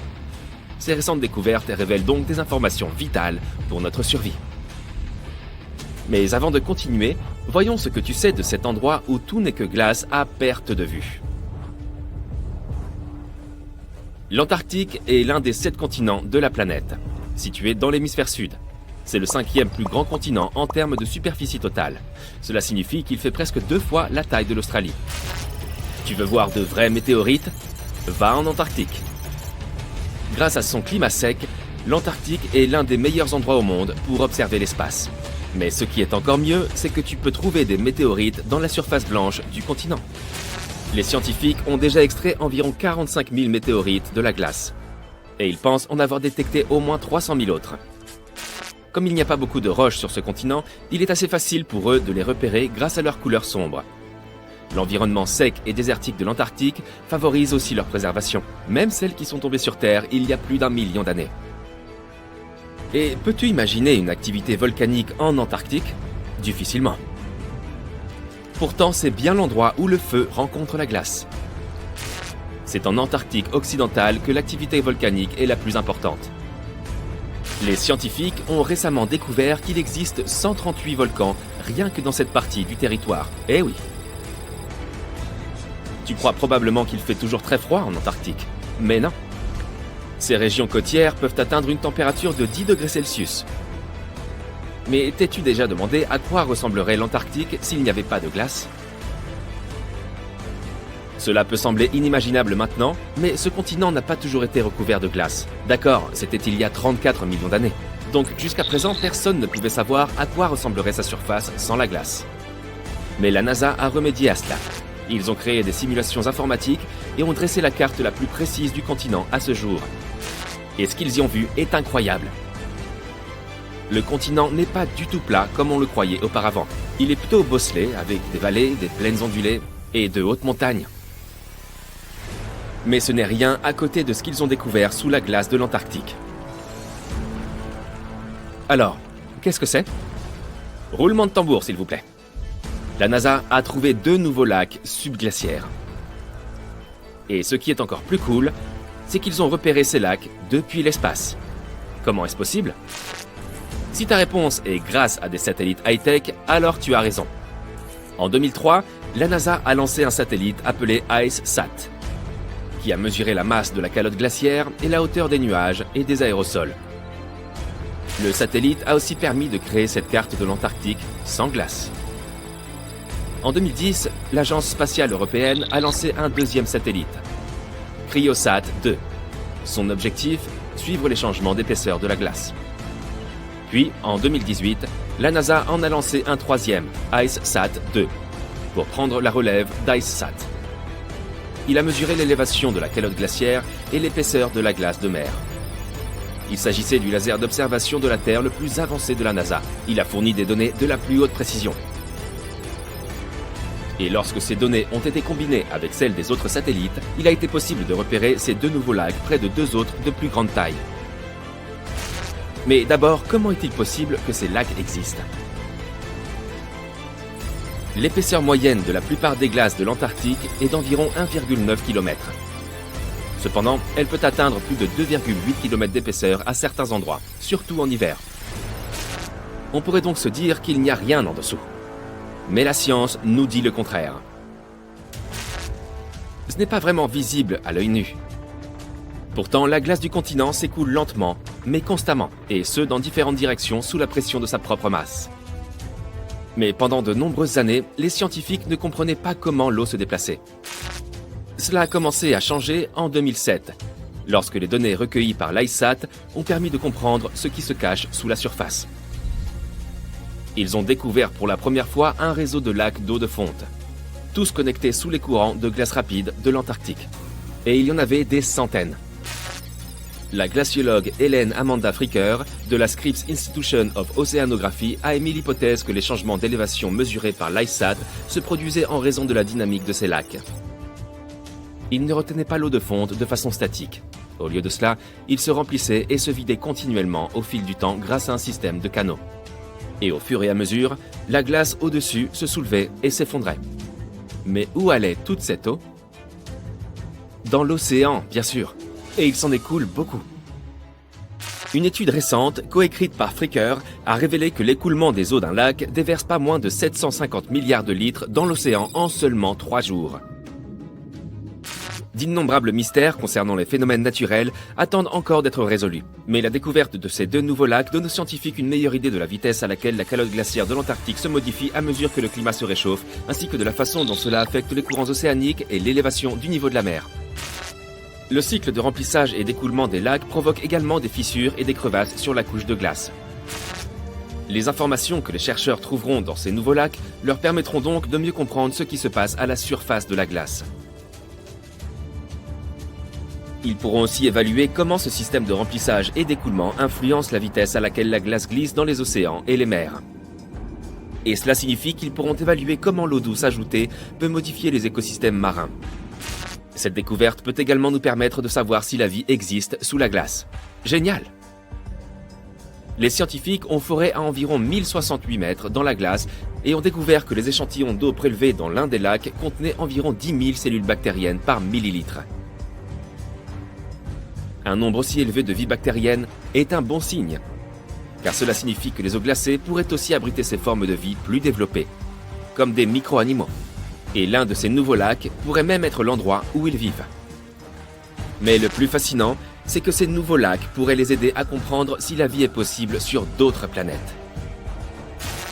Les scientifiques pensent que la vie sous la surface gelée de la planète Mars, s'il y en a, pourrait correspondre au modèle observé dans les lacs de l'Antarctique. Il est donc possible qu'ils trouvent de nouvelles informations cruciales sur le type de vie qui a pu exister sur la planète rouge. Mais les hivers y sont plutôt rudes. La température la plus basse sur Terre est de moins 89,2 degrés Celsius. En 2010, la température est même tombée à moins 93,2 degrés Celsius. Et le ressenti de ce froid est bien pire en raison des vents forts et secs. Savais-tu que la superficie de la glace de l'Antarctique change aussi tout au long de l'année? Elle fait environ 3 millions de kilomètres carrés en été. Mais en hiver, elle atteint 19 millions de kilomètres carrés.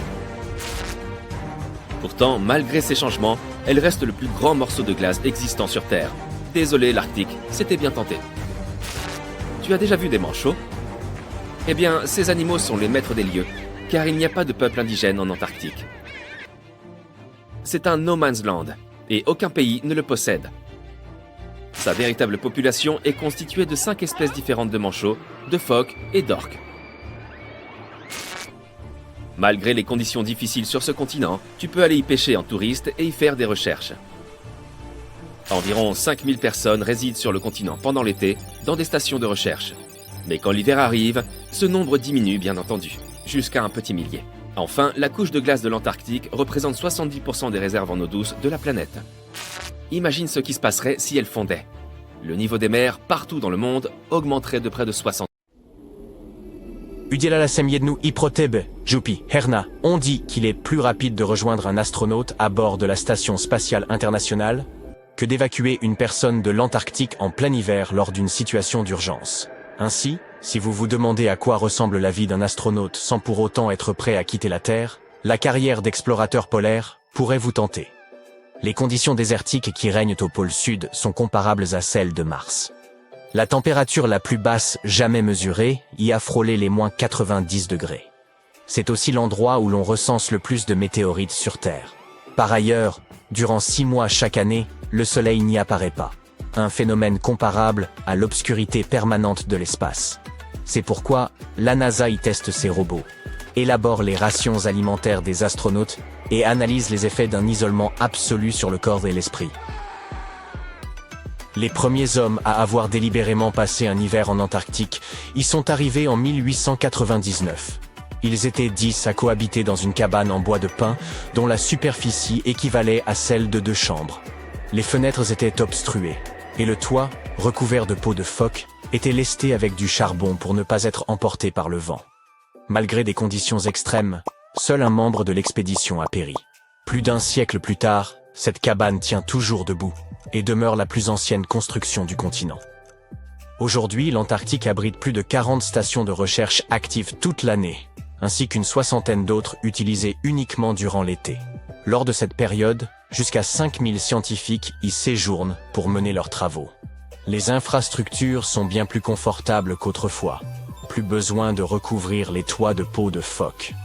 À l'intérieur, la température conserve un agréable 20 degrés, même lorsque le thermomètre affiche moins 50 à l'extérieur. Cette station respectueuse de l'environnement fonctionne grâce à des éoliennes et des panneaux solaires, produisant ainsi plus d'énergie qu'elle n'en consomme réellement.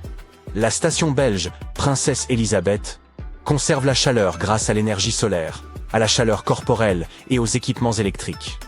Son revêtement en métal brillant repose sur un socle rocheux, et ses murs, d'une épaisseur de plus de 50 cm, sont composés de 9 couches de matériaux divers, incluant de la laine, du papier et du bois.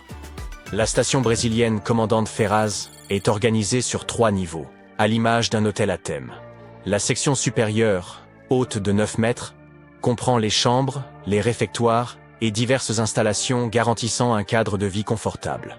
La partie centrale, qui s'élève à près de 6 mètres, est dédiée aux expériences scientifiques et aux opérations de maintenance.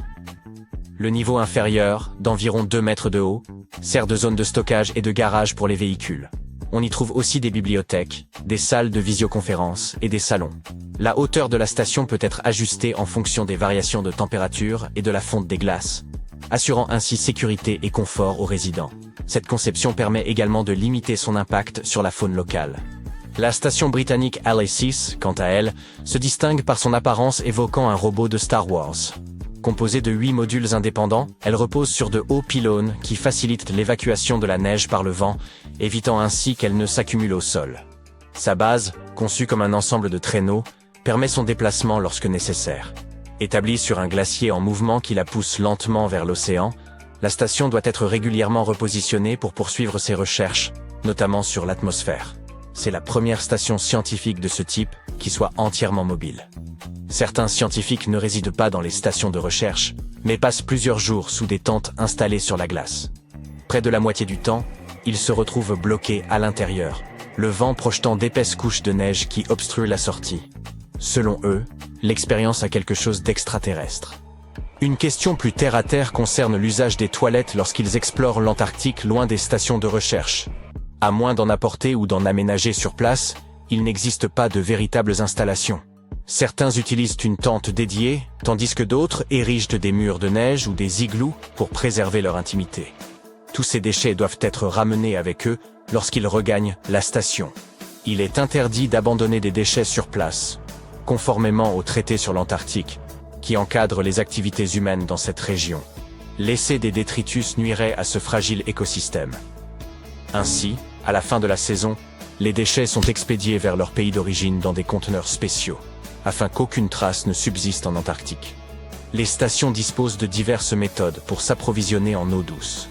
Autrefois, il fallait pelleter la neige et la glace avant de les faire fondre dans de vastes réservoirs chauffés. Aujourd'hui, l'eau provient essentiellement de lacs temporaires formés par la fonte des glaces, puis stockés dans des bâtiments chauffés. Une station consomme en moyenne entre 10 et 14 000 litres d'eau par jour. Pour en limiter l'usage, les douches sont restreintes à 3 minutes. En période de pénurie, il arrive que les résidents ne puissent se doucher qu'1 jour sur 2, voire sur 3. Construire en Antarctique est une véritable gageure en raison des conditions extrêmes. La neige peut s'accumuler jusqu'à la hauteur d'un bâtiment d'un étage. Les vents atteignent 140 km/h avec des rafales encore plus violentes. Et les températures chutent à des niveaux extrêmes. Le transport n'est possible qu'environ 12 semaines par an, durant l'été. Ce qui étend considérablement la durée de construction des stations, parfois sur plusieurs années. Le stockage du matériel représente un autre défi, faute d'espace et face à un climat hostile. La plupart des matériaux restent dans leurs conteneurs d'expédition, tandis que ceux nécessitant de la chaleur sont placés dans des unités de stockage chauffées. Pour pallier ces contraintes, les architectes conçoivent des structures nécessitant moins de matériaux. La base polaire indienne Bharati en est un bon exemple. Elle est composée de 134 conteneurs maritimes. Ces derniers ont d'abord servi au transport du matériel avant d'être intégrés à la construction et recouverts d'une coque isolante pour garantir une bonne conservation de la chaleur. À l'avenir, il pourrait être possible de bâtir des bases antarctiques sans avoir à importer beaucoup de matériaux. En 2009, David Garcia, de l'entreprise danoise MAP Architect, a imaginé un concept novateur, la station vivante Iceberg. Ce projet prévoit la construction d'une base creusée directement dans la neige compactée ou les icebergs détachés de la banquise, pouvant accueillir une centaine de personnes. Un groupe de scientifiques de diverses nationalités a passé 26 semaines ensemble dans la station de recherche Rottera. Parmi eux, on comptait une paire d'Américains, un mécanicien islandais, quelques Allemands, des Écossais et un Gallois. Ils avaient rarement l'occasion de contacter leurs proches, car les appels via téléphone satellite étaient trop onéreux. Avec pour seule compagnie les membres de l'équipe et peu de distractions, ils passaient leur temps à discuter, que ce soit en travaillant, pendant les pauses ou en jouant au billard. Leurs conversations abordaient divers sujets, mais portaient principalement sur la météo et les icebergs. L'anglais était leur langue commune. Au fil du temps, leurs accents ont évolué sans qu'ils ne s'en rendent compte immédiatement. Ils participaient à une expérience consistant à enregistrer régulièrement leur voix en prononçant les mêmes 29 mots de base, comme « food » et « coffee ». Lorsque ces enregistrements ont été envoyés à une équipe en Allemagne, il est apparu que certains mots étaient articulés différemment. Un nouvel accent était en train de naître. L'un des changements observés concernait la prononciation du « O » long dans des mots tels que « flow » et « disco », qui se forment habituellement à l'arrière de la gorge, mais s'étaient déplacés vers l'avant de la bouche. 6 mois peuvent sembler peu pour un changement linguistique, mais lorsque des individus vivent isolés du reste du monde, de telles évolutions peuvent survenir rapidement. En se parlant constamment, ils mémorisaient les intonations des autres et les reproduisaient inconsciemment. Ce phénomène pourrait expliquer pourquoi l'anglais américain et l'anglais britannique ont fini par diverger. Les passagers du Mayflower ont connu une situation similaire. Leur isolement lors de la traversée vers l'Amérique du Nord a contribué à façonner une nouvelle manière de parler. Si vous souhaitez adopter le jargon des hivernants en Antarctique, voici quelques expressions à connaître. FODPLOD signifie ramasser les détritus. FOD étant l'acronyme de Foreign Object Debris, ou reste d'objets étrangers. Une journée ensoleillée avec un ciel dégagé. Contempler ces vastes forêts de conifères et cette toundra verdoyante. un véritable enchantement. Vous pourriez facilement croire qu'il s'agit du Canada, mais détrompez-vous. Nous parlons ici de l'Antarctique, tel qu'il existait il y a 34 millions d'années. Alors, comment ce lieu est-il devenu le désert glacé que nous connaissons aujourd'hui? Il apparaît qu'une combinaison de la chute des concentrations en dioxyde de carbone et d'importants bouleversements tectoniques a profondément transformé cet ancien paradis exempt de glace en un continent gelé. Il y a environ 50 millions d'années, les niveaux de CO2 atteignaient des sommets impressionnants, oscillant entre 1000 et 2000 parties par million. Toutefois, à mesure que ces concentrations ont diminué, les températures mondiales ont suivi, ouvrant ainsi la voie à la formation des vastes calottes glaciaires qui dominent aujourd'hui l'Antarctique. Pendant que les niveaux de CO2 s'effondraient, l'activité tectonique jouait également son rôle. La séparation progressive entre l'Amérique du Sud et l'Antarctique a donné naissance au passage de Drake, facilitant la formation du courant circumpolaire antarctique. Ce courant puissant a agi comme une barrière, empêchant l'air chaud et les courants océaniques de pénétrer cette région et contribuant à maintenir un climat particulièrement froid. Si vous confondez l'Australie et l'Antarctique, ce n'est pas si absurde, ces deux continents formaient autrefois une seule masse terrestre. En revanche, confondre l'Autriche avec l'Australie est bien plus problématique. Et pour couper court aux rumeurs et blagues d'Internet, non, il n'existe pas en Autriche de service d'assistance destiné à ceux qui pensaient se rendre en Australie. Admirez cette splendide plage rose australienne. Elle n'est pas seulement belle, elle est littéralement précieuse. Ces sables intrigants aux teintes rosées se composent en fait de grenat, une pierre précieuse couramment utilisée en joaillerie. Après avoir analysé ce sable, les géologues ont découvert que les grenats qu'il contenait étaient le plus anciens que les montagnes environnantes. Cela semble paradoxal. En réalité, tout s'explique. L'Australie n'a pas toujours été le continent isolé qu'on connaît aujourd'hui. Il y a des dizaines de millions d'années, l'Australie et l'Antarctique faisaient partie du supercontinent de Gondwana. L'érosion glaciaire a libéré des grenats, qui ont fini par se retrouver sur cette plage. Ces sables se sont formés à une époque où l'Australie méridionale était plate et soumise à un climat frais, bien avant que les montagnes n'émergent. Si la plupart des grenats sont habituellement emportés, ceux-ci ont une riche histoire, remontant aux roches glaciaires de la chaîne transantarctique. En somme, ce sable rose provient d'une ancienne chaîne de montagnes enfouie sous les glaces de l'Antarctique. Non seulement la glace de l'Antarctique renferme des pierres précieuses comme le grenat, mais en y regardant de plus près, vous pourriez même découvrir des bâtiments entiers. Cela peut paraître insensé, mais c'est précisément ce qu'a réalisé un explorateur britannique du nom de Chris Brown, qui a mis au jour une structure entière sous la glace. Lors d'une expédition vers le pôle d'inaccessibilité, tout avait pourtant mal commencé. Chris et son fils ont subi une panne d'avion. C'est alors qu'ils ont repéré un buste de Lénine émergeant de la neige. Cet endroit s'est révélé être une ancienne station météorologique. Malgré les températures glaciales, Chris et son fils Mika ont pris grand plaisir à explorer cet endroit unique. Chris s'est fixé un objectif audacieux, conquérir les 7 pôles d'inaccessibilité terrestre. Jusqu'à présent, il en a déjà atteint 5. Vous savez probablement déjà que l'Antarctique est le plus vaste désert de la planète, bien plus étendu que le Sahara ou le Gobi. Pourtant, en dépit de son extrême aridité, ce continent abrite une cascade pour le moins étrange. Située dans les vallées sèches de McMurdo, cette chute d'eau, haute de 5 étages, donne l'impression de déverser de l'hémoglobine. Ce phénomène fascinant porte d'ailleurs un nom évocateur, les chutes de sang. Bien que cette cascade cramoisie puisse sembler étrange, voire inquiétante, son origine s'explique facilement. L'eau qui alimente ce phénomène était à l'origine un lac salé, mais elle a été progressivement isolée du monde extérieur par la formation de glaciers. Aujourd'hui, cette eau millénaire repose à environ 400 mètres sous la surface et a atteint une salinité 3 fois supérieure à celle de l'océan. Chargée en fer, elle ne reçoit ni oxygène ni lumière. Lorsqu'elle s'infiltre à travers une fissure du glacier et entre en contact avec l'air, le fer s'oxyde, donnant à l'eau sa teinte rouge foncée, semblable à de la rouille. On croit souvent à tort qu'aucune espèce d'insecte ne vit en Antarctique. Pourtant, ce n'est pas tout à fait vrai, car un minuscule moucheron, connu sous le nom de Belgica antarctica, y a élu domicile. Par ailleurs, on y trouve également quelques araignées. Ces araignées ne sont pas celles que vous trouvez nichées dans les coins sombres de votre maison. Ce sont des créatures marines qui vivent dans l'obscurité glaciale des profondeurs de l'océan Antarctique.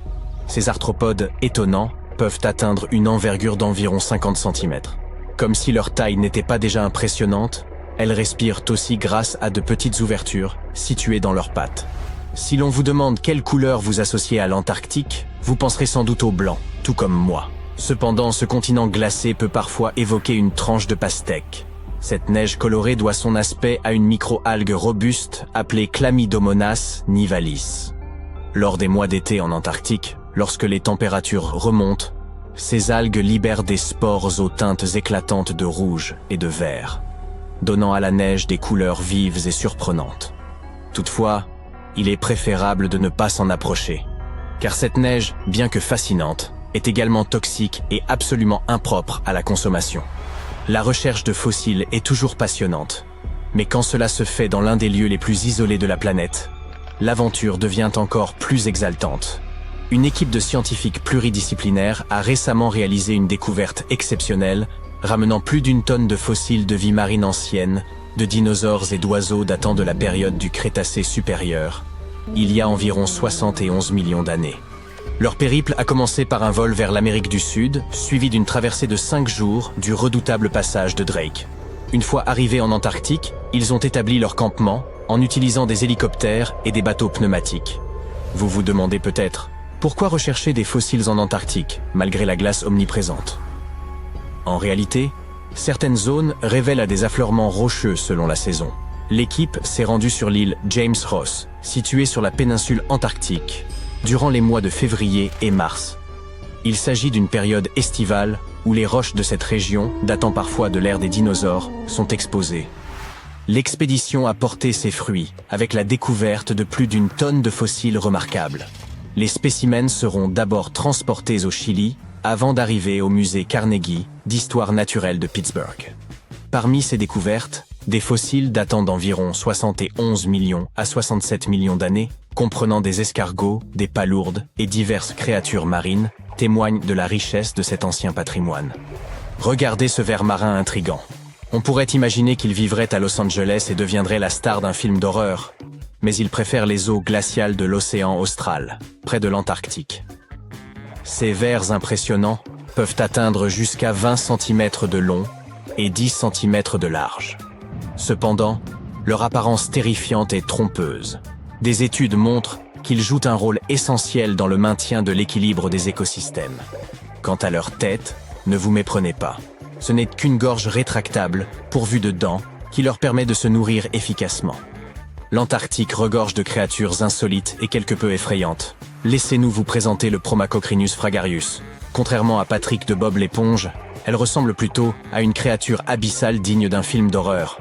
Imaginez, 20 bras sinueux, certains atteignant jusqu'à 20 cm, ornés de petites bosses étranges.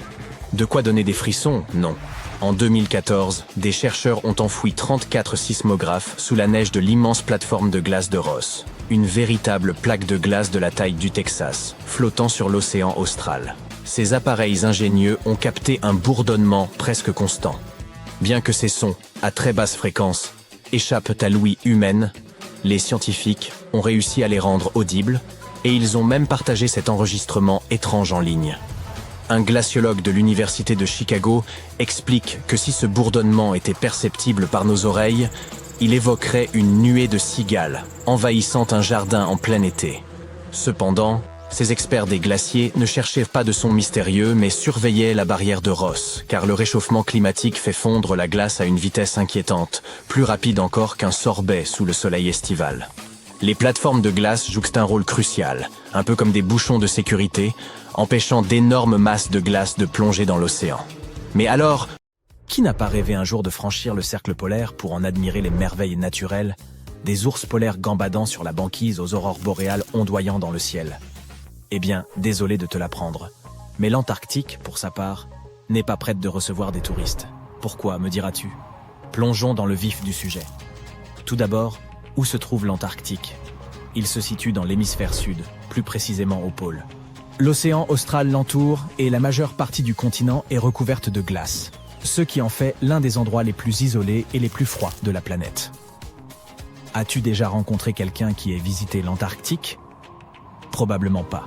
C'est l'un des endroits les moins visités du globe et seule une poignée d'explorateurs chanceux ont pu découvrir l'intérieur du continent, qui est principalement constitué de glaciers et autres champs de glace. Mais crois-moi, la faune et les paysages y sont extraordinaires. Pourquoi ne nous rendrions-nous pas en Antarctique? Tout d'abord, l'environnement y repose sur un équilibre incroyablement fragile et peut être facilement endommagé. De plus, il n'y a pas de population humaine autochtone sur le continent, de sorte que votre voyage reviendrait à visiter une immense île déserte. N'oublions pas non plus que c'est l'une des destinations les plus chères. Malgré tout, l'Antarctique n'est pas exactement gardé comme une forteresse, mais il est régi par un accord international, le traité sur l'Antarctique. Ce dernier a été négocié afin d'empêcher toute activité indésirable sur le continent et interdit certaines formes de tests effectués par les États membres. Mais la principale raison pour laquelle nous ne pouvons pas entrer comme ça dans l'Antarctique est que l'écosystème y est fragile et doit être protégé. Le traité stipule que l'Antarctique ne doit être exploité qu'à des fins pacifiques et qu'il doit être exempt de toute activité humaine susceptible de nuire à l'environnement. Les scientifiques n'ont pas fini d'en apprendre sur l'écosystème unique du continent, et notre activité ou nos machines pourraient perturber l'équilibre délicat qui y règne. Si tu as toujours envie de te rendre en Antarctique, sache qu'il n'est pas facile d'obtenir une autorisation. Les citoyens américains, par exemple, doivent remplir un formulaire spécial et l'envoyer au Bureau des affaires océaniques et polaires. Une fois sur place, il leur faut respecter des règles strictes pour préserver l'environnement, comme ne pas perturber la faune ou emporter de souvenirs tels que des pierres, des plantes ou des animaux. Et techniquement, peut-on vivre en Antarctique? Bien qu'aucune loi n'interdise aux gens d'y résider à titre permanent, il s'agit d'un environnement très inhospitalier et inadapté à l'installation humaine. Les températures peuvent descendre à moins 60 degrés Celsius, voire encore plus bas, ce qui rend presque impossible la survie de quiconque sans l'équipement et l'expérience appropriée. De plus, la Terre la plus proche se trouve à plus de 1600 km, ce qui coupe complètement les habitants du reste du monde. Qui sait, peut-être aurons-nous un jour la chance de visiter ce continent unique et fascinant, mais en attendant, on se contentera de l'admirer de loin. Parlons maintenant un peu de la découverte de l'Antarctique. Contrairement à d'autres endroits déjà peuplés, l'Antarctique n'a jamais eu de population humaine autochtone. Les philosophes grecs de l'Antiquité avaient pourtant une notion de ce continent et l'ont baptisé Antarctos, qui signifie « en face de l'ours ». Les ours dont il est question ne sont pas les ours polaires, mais les constellations de la Grande et de la Petite Ourse, qui ne sont observables que dans l'hémisphère nord. Cette région est donc le contraire du pays de l'ours. À la fin du XVIIIe et au début du XIXe siècle, les navires de chasse à la baleine et aux phoques ont commencé à s'aventurer plus au sud lorsqu'ils doublaient le cap Horn, à l'extrémité de l'Amérique du Sud. On savait que pousser plus loin signifiait souvent des vents plus forts, mais aussi le risque de heurter des icebergs de toute taille. Sius courants imprévisibles pouvaient s'avérer dangereux pour le navire et l'équipage. Le capitaine James Cook aura été le premier à franchir le cercle polaire antarctique le 17 janvier 1773 dans la région de la mer de Ross. Il a atteint un point plus au sud un an plus tard, et bien qu'il n'ait pas vu la Terre, l'a approché de moins de 80 km et a aperçu des dépôts rocheux retenus par des icebergs, indiquant qu'il existait bien une Terre plus au sud. Il est généralement admis que la première observation de l'Antarctique a eu lieu en janvier 1820, lors du voyage de 2 navires commandés par le capitaine Fabian Gottlieb von Bellingshausen et CE, dans le cadre d'une expédition de 2 ans autour du monde à la recherche de nouvelles terres. Les navires du capitaine auraient été les premiers à avoir franchi le cercle antarctique depuis Cook. Le premier débarquement incontesté en Antarctique n'a eu lieu que bien plus tard, le 24 janvier 1895, au Cap Adar, lors d'une escale d'un baleinier commandé par Henrik Bull et judicieusement nommé Antarctique. Un petit canot avec 6, ou peut-être 7, hommes à bord s'est alors contenté de ramer jusqu'au rivage par temps calme.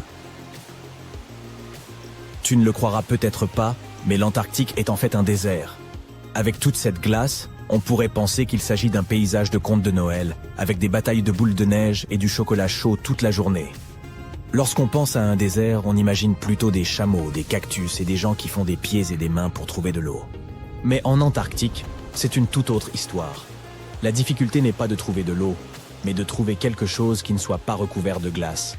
Les précipitations moyennes y ont été d'un peu plus de 10 mm au cours des 30 dernières années. Ça ne représente que quelques gouttes de pluie par rapport aux averses que nous connaissons. Techniquement, ce ne sont donc pas les dunes ou la chaleur torride qui font un désert. C'est l'absence de précipitations. Mais ne t'inquiète pas, Si tu te perds en Antarctique, tu n'auras pas à craindre d'avoir soif. Veille simplement à emporter une veste et des moufles, car il fait assez froid pour te transformer en sorbet. Non seulement l'Antarctique est l'un des endroits les plus secs de la planète, mais c'est aussi le plus froid, le plus venteux et l'un des plus élevés. Par ailleurs, les manchots et les chercheurs de l'Antarctique ont parfois bien du mal lorsqu'il s'agit de se repérer dans le temps. En effet, contrairement à ceux qui se passent sur le reste de cette grande planète bleue, il n'y a pas de fuseau horaire en Antarctique. Toutes les lignes de longitude se rejoignent en un seul point au pôle sud, ce qui complique quelque peu la tâche lorsqu'il s'agit de déterminer l'heure qu'il est vraiment. Tu te dis peut-être, mais comment les scientifiques et les chercheurs font-ils pour garder la notion du temps là-bas ? Bonne question. Ils s'en tiennent généralement au fuseau horaire du pays d'où ils sont partis. Cependant, avec des stations du monde entier réparties sur le continent, les choses peuvent vite devenir un peu bizarres. Imagine que tu essayes de te coordonner avec les pays voisins sans les réveiller accidentellement au milieu de la nuit. On pourrait penser que peu de choses peuvent survivre dans un endroit où la température est aussi basse, où le soleil pointe à peine, et où le vent peut emporter aussi vite qu'un fétu de paille. Eh bien, comme dans de nombreux endroits sur Terre, la vie a également trouvé le moyen d'exister en Antarctique. Crois-le ou non, ce continent gelé est en pleine effervescence. Il abrite des milliards de krill, qui attirent à leur tour de nombreux phoques et plus de manchots qu'il n'est possible d'en compter. Mais ne te fie pas à leur apparence mignonne et câline. Les manchots sont des nageurs hors pair, dont le corps fuselé rendrait jaloux les plus grands médaillés olympiques. Ils se rendent sur le rivage pour se reproduire et se rafraîchir, mais leur véritable talent consiste à se chipper des cailloux entre eux et à former des cercles mathématiquement précis pour conserver leur chaleur. L'Antarctique abrite également la plus grande espèce de manchot sur Terre. Il s'agit du manchot empereur. Certes, ces oiseaux sont bien incapables de voler, mais cela ne signifie pas qu'ils ne savent pas sauter. À vrai dire, certains d'entre eux peuvent effectuer des bonds de 3 mètres hors de l'eau. Et n'oublions pas les phoques, avec leur corps poilu et leur chant mélodieux. Ces mammifères marins sont également protégés par le traité sur l'Antarctique et prospèrent dans les eaux fraîches de l'océan austral. Mais les véritables vedettes du spectacle sont les baleines. Pendant l'été antarctique, ces énormes créatures viennent en masse pour se repaître d'une abondance de krill. C'est un véritable buffet pour les baleines.